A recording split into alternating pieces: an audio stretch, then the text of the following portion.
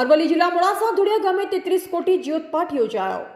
પ્રાપ્ત થયેલ માહિતી મુજબ મોડાસા તાલુકાના ધુલિયા ગામે મહાસુદ મહાપૂનમના પવિત્ર દિવસે ધુલિયા ગામના યુવા બાહોશ કરિકર ઝાલા ભકુસિંહના નિવાસ સ્થાને નવીન મકાનના વાસ્તુ પૂજન તેમજ બાબા રામદેવ પીરનો 33 જ્યોત પાઠ યોજાયો। આ ધાર્મિક સુપ્રસંગે સદગુરુ સંત શ્રી અમૃતદાસ મહારાજ માળી ગામના સાનિધ્યમાં ધુલિયા ગામના બાબા રામદેવ પીરના સંત શ્રી નવલસિંહ બાપુ મહારાજના નવીન નિવાસ સ્થાને સર્વ ઠાકોર સમાજના સંતો, સર્વ સગા સંબંધીઓ, ભક્તજનો, મિત્ર વર્તુળ અને ગ્રામજનો તથા આજુબાજુથી સગા સંબંધીઓ આ ધાર્મિક પાઠમાં ઉપસ્થિત રહ્યા હતા। 33 જ્યોત પાઠના ભજન ભાવ સાથે સર્વ સંતો, મહંતો, સ્વજનો, ગ્રામજનો સર્વ મહાપ્રસાદનો લાભ લીધો અને પરમ કૃપાળુ બાબા રામદેવ પીરની અસીમ કૃપાથી કુદરતને આપેલી બક્ષેલી ભેટ સ્વરૂપે ધુલિયા ગામ અને આજુબાજુના સર્વભૂમિ પુનિત સંત સદગુરુના પાવન પગલાથી પાવન થઈ હતી।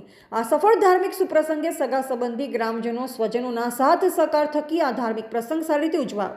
ત્યારે આ પ્રસંગે મીડિયા કર્મીઓ પણ ખાસ માન સાથે આમંત્રિત કર્યા હતા।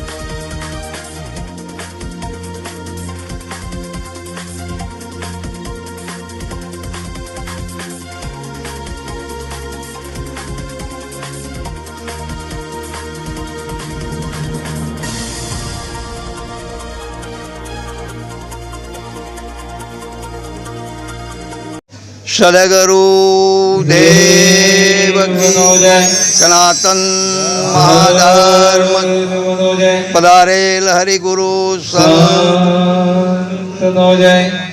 આજના પવિત્ર એવા પ્રોગ્રામમાં માળી સદગુરુ સ્વામી મેઘનાથજી આશ્રમ, રામદેવ પીર મંદિર પરિવાર પધારેલ સર્વ સંતોને પ્રણામ કરે છે, વંદન કરે છે। આજનો પ્રોગ્રામ અહીંયા 33 જ્યોતિ પાઠનું આયોજન થયેલું છે।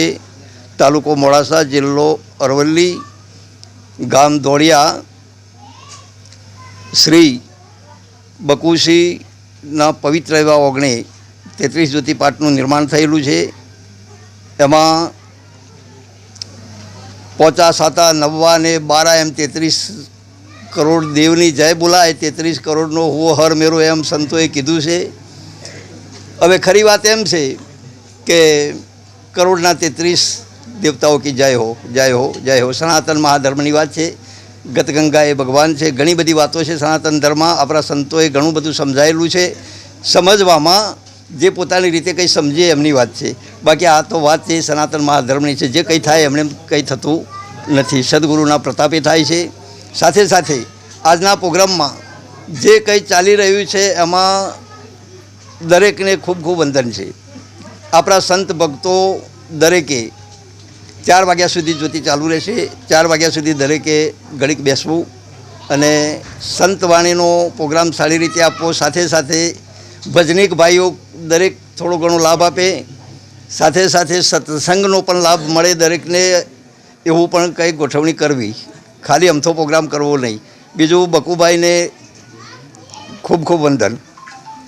આજના દિવસે પવિત્ર દિવસે